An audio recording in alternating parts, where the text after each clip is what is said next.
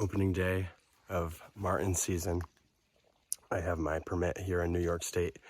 You have to get a special permit to trap pine marten, and if you do and keep a log of it and collect data and submit the carcasses to the state, you actually join in this research program going on, because we have a geographically isolated population of marten here. So anyway, that's why they're doing research. They're on the comeback, and we're going to trap some marten and help the state collect some data. Today, I want to show you how I like to make my marten sets. I have tried a lot of techniques. I've tried running poles with a 220 conibear, with a 110 conibear. I've even done the mailbox sets with the 110 or 120 conibears. And a couple things that I don't like about it: they're always going to try and jump the trap, or maybe even go through the trap if it's a 220 and not get caught. They spring off the trap. I just don't have much success trapping marten with conibears. And when I do catch pine marten and conibears, now I've had this happen in a 110 and a 220, I've had the marten still alive, where I had to like squeeze the conibear the rest of the way and hold it, because their necks are so small, it's like it doesn't close all the way. So sometimes when I have sprung traps, I figure the marten are just able to get out. For many reasons, I came to prefer doing these running poles and using footholds. I always use a 1.5 coil spring, which rests just perfectly to fit a trap through it. Now the marten is able over time to get it off that nail. See it? Slips on here. So the marten won't be stuck there. You know, I'll wire it to the tree so that it's not suspended from midair, but that holds it there as a nice sturdy trap as I set it. And then I put the bait obviously up at the top. I normally use a muskrat carcass. Today I'm going to try a grouse, and I wire it up there, and I put some pine boughs over to make sure that birds of prey aren't going to see it.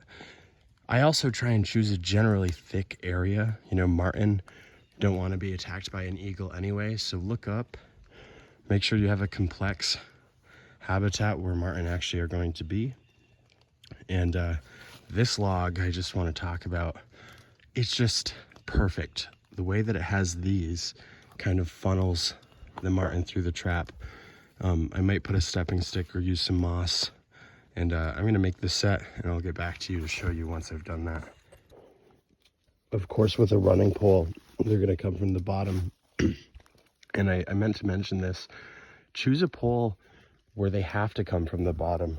Don't choose a tree that goes all the way up, or like, see that, that one right there that's already there? I wouldn't use something like that. I use one that's a little thicker for my foothold to rest evenly, and one that is only like 9 feet long, so there's no way they can get to it from the top. I've set trail cameras on mushrooms on trees, and I put like sardines on tops of the big polypore mushrooms, just because I wanted to catch a video of something, you know, sitting on it or grabbing and climbing on the mushroom. And I'll have the video start when I'm reviewing the footage where a fisher comes down, and it's kind of crazy. They're like little ninjas that come down from the treetops, and they never come up from the ground. So they're actually moving around through the treetops as well.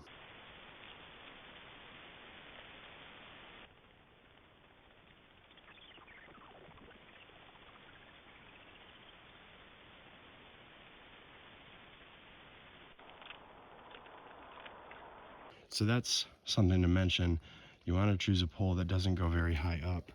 And then you want to take your bait and kind of rub it up the pole, you know, entice them in, and then we'll wire it up there. Okay, so here's the finished set. You can see I used some moss in there just to kind of make it look a little bit more like a level place to step. I don't go crazy with the jump sticks, and I wouldn't try and camouflage it too much, because if that stuff freezes in, your trap can freeze with it. I wired the bait down really good. You know, make sure you do that. That way, if they do get up there and not get caught, it takes them a while and they have to really work it to get the bait gone. You might catch them by the back foot. I covered it with pine boughs, and I always like to try and make a little tunnel if I can. So even though that you can't see it from above, a pine marten should be able to see it from his view. The very last thing I like to do is take a little lure, and believe me, if I had skunk essence, I would use that. I'm gonna order some today. I always apply skunk essence for fisher and marten. I find it works the best and it's the most pungent. But for now, we'll see if we can get it with the fish oil. All right, and that, my friends, is the perfect pine marten set. I'll come back and we'll have a marten. Well, I wish I could have come here in the daylight, but if you get busy during the day, still gotta check your traps, I suppose. I caught a marten, and it looks like he has expired. Wow.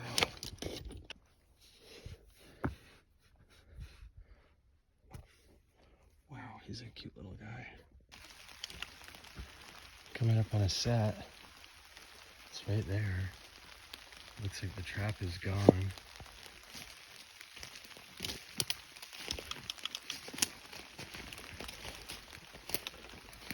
Oh, icy eyes. That's a marten.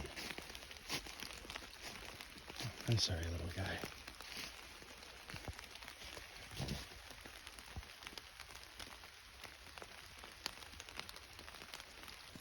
This is the remake of a little running pole, a 1.5 coil spring, and a marten box. And that's baited with venison. They can't get in the back, but they can smell through the back. Now, this is a really big marten. Much bigger than the other marten I caught. These are beautiful creatures, but they have fleas. If you ever catch a marten, put it in the freezer for a week or at least a few days before you skin it, because the fleas are pretty nasty. And this is pine marten number 3 of the season. Wow, what a beauty. What a beautiful animal.